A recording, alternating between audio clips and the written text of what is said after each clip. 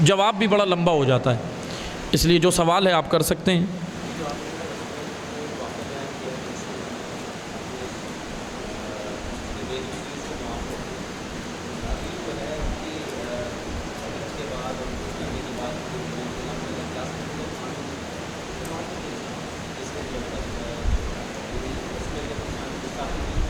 جی جی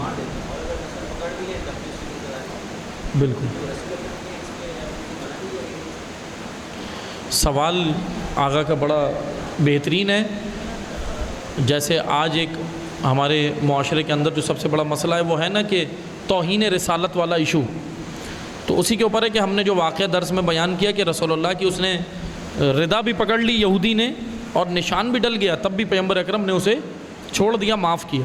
تو کیا آج کے دور میں جو ہم دیکھتے ہیں واقعات ہو رہے ہیں کہ توہین رسالت کا اگر کسی پہ الزام بھی لگا دیں تو مار دیتے ہیں اسے، تو یقیناً توجہ سے سنیں، میں 2 جملوں میں صرف عرض کروں گا۔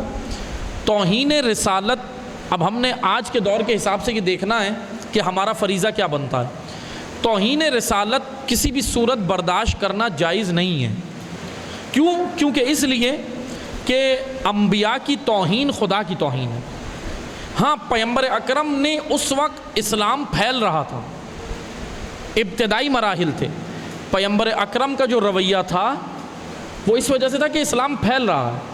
اب میرا کہنے کا مقصد یہ نہیں ہے کہ آج ہم رویہ تبدیل کر لیں، آج بھی رویہ وہی ہو۔ 2 طرح ہم نے کام کرنا ہے، 2 طریقوں سے۔ ایک یہ کہ اسلام کی صحیح تبلیغ کریں، صحیح چہرہ تو دکھائیں۔ جب ہم صحیح چہرہ نہیں دکھاتے تو پھر اس کے بعد کیا ہوتا ہے؟ یہی مسائل ہوتے ہیں جو معاشرے میں جنم لیتے ہیں۔ اور پھر دوسری بات جو ہم نے وہ کرنی ہے وہ یہ کہ جیسے پاکستان کے اندر توہین رسالت کا قانون بنا ہے، دنیا کے اندر اسلاموفوبیا ہے، اسلاموفوبیا کی جو ہے وہ روک تھام بالکل ہونی چاہیے، کیونکہ اس سے ہو یہ رہا ہے کہ مسلمانوں پہ ظلم ہو رہا ہے، مسلمان قتل ہو رہے ہیں، مسلمانوں کے ساتھ ناانصافیاں ہو رہی ہیں، تو اسلام ہراسی ہو رہی ہے، اسلام ستیزی ہو رہی ہے، اسلام کے بارے میں غلط تفکر پیش کیا جا رہا ہے۔ یعنی شدت مسلمانوں میں زیادہ نہیں ہے، پیش یہ کیا جاتا ہے کہ مسلمان زیادہ متشدد ہیں، لیکن جب ہم تاریخ دیکھتے ہیں یا آج واقعات، اگر میں ابھی وقت نہیں کہ میں حالات حاضرہ پڑھوں، ورنہ اتنے واقعات دنیا میں ہو رہے ہیں، ان سب میں متشدد غیر مسلم نظر آ رہے ہیں زیادہ تر۔ کینیڈا کے اندر واقعہ ہو رہا ہے، آسٹریلیا کے اندر ہو رہا ہے، نیوزی لینڈ کے اندر ہو رہا ہے۔ آپ یہ واقعات دیکھیں کس طرح مسجد کے اندر گھس کے فائرنگ کر دی، چاقوؤں سے مار دیا۔ ہندوستان کے اندر دیکھیں ابھی کیا ہو رہا ہے، متشدد شدت پسند ہندو جماعتیں جو ہیں وہ کیا کر رہی ہیں، مسجد کو جلایا، مسجد کی بے حرمتی کی ہے۔ کرناٹکا ریاست ہے، کرناٹکا کے اندر جہاں پہ حجاب کے اوپر ابھی پابندی لگائی گئی ہے، اسی ریاست کے اندر بھارت کی ریاست ہے کرناٹکا، وہاں پہ یہ ہوا۔ تو اب اس کی روک تھام کے لیے مسلمانوں کو ایک تو یکجا ہونا ضروری ہے، دوسرا توہین رسالت کا جو ایشو ہے وہ اس کے اوپر قانون اس لیے پاس ہونا ضروری ہے تاکہ پھر ایسا نہ ہو، اگر ہم نے یہ قانون پاس نہیں کرایا تو پھر تو یہ ہوگا کہ ہر ایک جس کا دل چاہے گا آزادی رائے کے حساب سے کہے گا میری بھائی آزادی رائے ہے، اور آزادی رائے کے حساب سے پھر وہ پیغمبر اکرم کی شان میں گستاخی کرتا ہی رہے گا، کتابیں لکھتا ہی رہے گا۔ تو اس لیے یہ ہم 2 واقعات آج کے عصر میں، کیونکہ بعض اوقات ہوتا یہ ہے کہ زمانوں کے تقاضے بھی ہوتے ہیں، زمانے کے تقاضے بھی ہوتے ہیں، تو اس وجہ سے توہین رسالت کے لیے ہاں اب پہلے تو ہم یہ اس کے اوپر ثابت کریں کہ اس نے توہین رسالت کی بھی ہے یا نہیں کی ہے۔ اب ہوتا یہ کہ بے گناہ مارا جاتا ہے، بے گناہ کو سزا نہ دلوائیں، بے گناہ کے لیے ہم یہ بہرحال ہونا تو یہی چاہیے، لیکن اب کیا کریں، ہمارے ملک میں تشدد پسندانہ چیزیں زیادہ ہو رہی ہیں، متشدد دین زیادہ ہے، اس وجہ سے یہ مسائل نظر آ رہے ہیں، جیسے سیالکوٹ میں واقعہ ہوا، دیگر جگہوں پہ واقعات رونما ہوتے ہیں۔ اب ہوتا یہ ہے کہ بعض لوگ اپنی سیاست اور اپنی ذات کو بچانے کے لیے اسلام کا سہارا لے لیں، توہین رسالت کو مثلا توہین رسالت کے لیے اسلام کا سہارا لے لیتے ہیں۔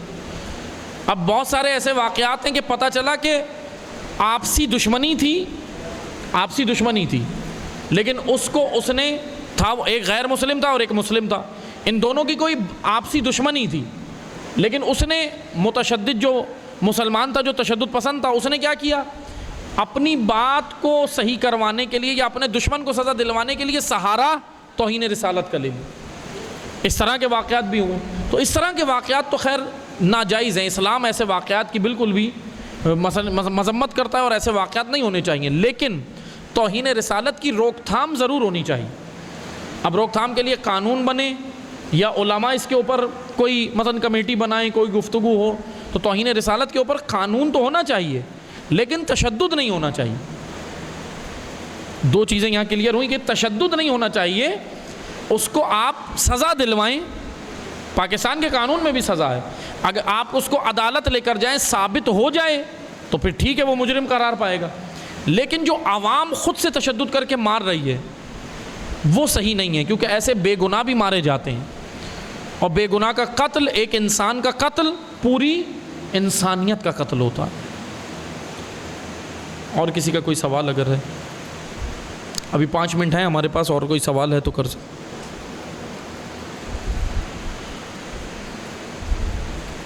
آج ماشاءاللہ لگتا ہے سب سمجھ آیا ہے، آج سارا درس سمجھ آیا ہے، تو اس وجہ سے سوال نہیں ہے۔ بہرحال سوال اگر نہیں بھی ہے تو آپ ذہن میں آئے تو لکھ لیے گا، آپ بتائیں۔ جی کل کے ٹاپک سے کریں۔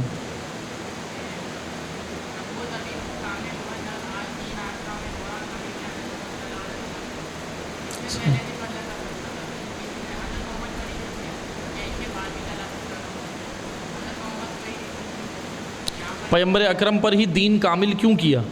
کیونکہ نبوت کا اختتام خدا نے کیا۔ جب نبوت کا اختتام ہو رہا ہے تو دین بھی وہاں پر خاتم ہوگا، دین بھی خاتم ہوگا، نبی بھی خاتم ہوگا۔ خاتم کہتے ہیں اختتام کو۔ دین جو چلا آ رہا تھا حضرت آدم کے دور سے لے کر اب رسول اللہ کے اوپر اختتام اس لیے ضروری تھا کیونکہ نبی بھی اب پیغمبر کے بعد کوئی نہیں آئے گا۔ اب جب بعد میں نبی نہیں آئے گا تو وحی کا سلسلہ رک گیا، کیونکہ وحی صرف انبیاء پر آتی ہے، وحی اور کسی کے اوپر نہیں آتی، نبیوں پہ وحی آتی ہے۔ تو اس لیے جب وحی کا اختتام ہو گیا تو پھر آگے اب دین بھی نہیں آئے گا۔ جب کوئی نبی نہیں آئے گا تو دین بھی نہیں آئے گا۔ اور جیسا میں نے کل بیان کیا تھا برادر کے سوال پہ کہ ہدایت نہیں رکی، اختتام دین تو ہو گیا لیکن ہدایت جاری ہے۔ اب وہ ہدایت معصوم امام کی صورت میں بھی ہے اور معصوم امام کے پردہ غیب میں جانے سے غیر معصوم علماء کی صورت میں بھی۔ تو اس لیے نبی کا اختتام تھا تو اس لیے دین کا بھی اختتام ضروری ہو گیا۔ اس لیے خدا نے کہا الیوم اکملت لکم دینکم، کہ آج دین کامل ہو گیا۔ باقی انشاءاللہ آپ کے جو سوالات ہوں آپ لوگ اس کو، ابھی نہیں بھی ہے ذہن میں تو کوئی مسئلہ نہیں ہے، آپ اس کو نوٹ کر لیں۔ کل انشاءاللہ کیونکہ آخری نشست ہے تو میں لیکچر کم دوں گا، اور 1:30 بجے دن میں، کل دن میں 1:30 بجے انشاءاللہ ہوگی نشست ہماری۔